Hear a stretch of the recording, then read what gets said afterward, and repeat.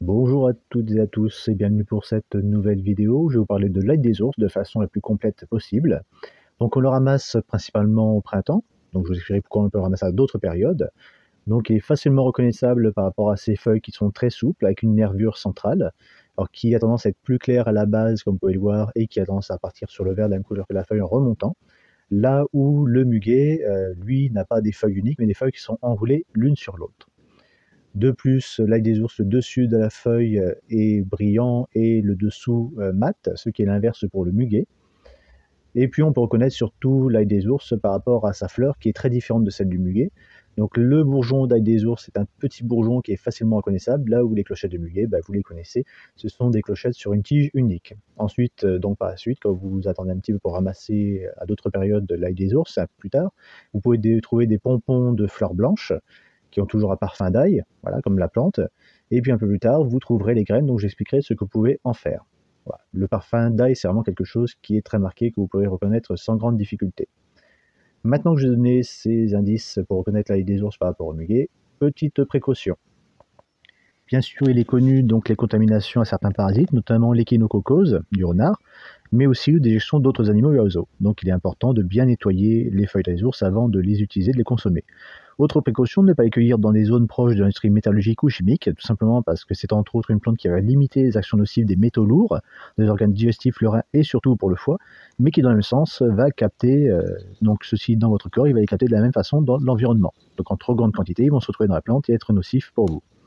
Petit rappel habituel, n'oubliez pas que lorsque vous utilisez des plantes, de prendre garde aux effets indésirables cumulatifs ou liés à d'autres plantes ou médicaments que vous prenez. Donc on continue sur les usages médicinaux. Le plus répandu, donc c'est l'usage pour le transit, puisqu'il est dépuratif. Il va soulager les douleurs d'estomac, faciliter la digestion, diminuer les ballonnements. Il peut être utilisé contre les diarrhées, y compris chroniques et aiguës, les coliques, les constipations, et c'est aussi un bon vermifuge. Donc y compris pour les animaux, puisque j'ai une petite bête, un petit chien, qui peut en attester, puisqu'au printemps, il mange des bourgeons d'ail des ours, et à l'automne, les cynorhodons. Je vous mets un petit lien au-dessus. La plante peut être consommée en totalité, mais il y a de quoi faire avec les feuilles sans restriction, mais en pensant aux autres cueilleurs qui soient à deux ou quatre pattes. Mais aussi les bourgeons qui sont délicieux et servent aussi à la reproduction de la plante. Donc attention aux quantités que vous prenez. Peu comme ultérieurement, les fleurs, les fruits, s'agissant des bulbes, il est vraiment préférable de laisser, car au-delà de la reproduction, ce serait littéralement tuer la plante pour les récoltes futures. Ce serait quand même dommage.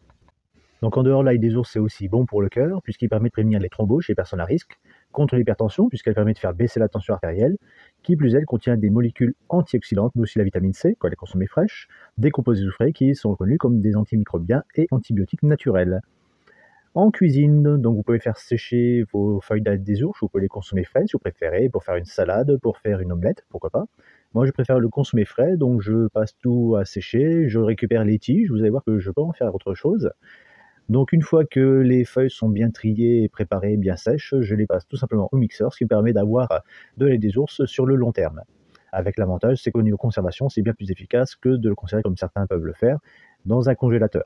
Voilà, c'est beaucoup plus autonome. Donc comme je l'ai dit, en dehors de la poudre d'ail des ours, donc on peut faire aussi un pesto. Donc moi j'utilise ici les queues d'ail des ours et les feuilles qui ne sont pas assez, qui ont les parties des feuilles qui n'ont pas assez séché. J'y rajoute tout simplement des lentilles que je broie, des amandes également, et puis tout ça naturellement dans un peu d'huile d'olive pour la conservation. Donc, vous pouvez faire aussi des pestos blancs avec pourquoi pas les fleurs d'ail des ours, donc elle sera beaucoup plus doux. Et vous pouvez aussi, pourquoi pas, faire des capres avec les fruits d'ail des ours quand ils sont encore verts, ou faire tout simplement un autre assaisonnement un peu poivré lorsque vous récoltez les graines noircies.